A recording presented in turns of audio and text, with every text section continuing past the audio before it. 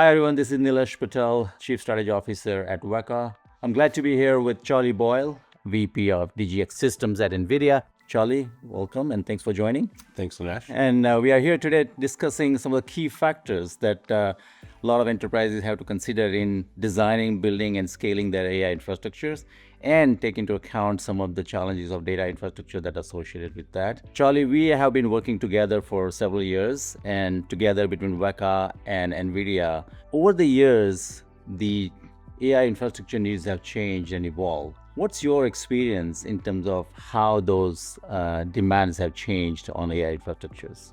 Yeah, Nilesh, I mean, it's evolved so much. We started this journey, we're almost at the 10-year anniversary of DGX back in 2016.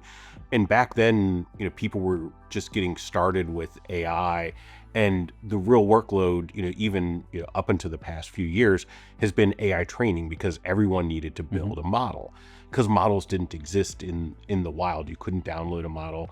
And the way people leveraged AI was to build a model and then get some results, and then build a new model, refine that model. But what we've really seen in the explosion of AI recently, especially in enterprises, is the availability of models that other people have trained that you can adapt in the enterprise. So the AI infrastructure that enterprises are using today, yes, they're still doing training because they need to personalize the model for themselves, for their customers, their users. But that same AI infrastructure they're using, they want to be able to train on, they want to be able to fine tune on, and more importantly, they want to be able to deploy production applications on. In that case, we're really talking about inference there.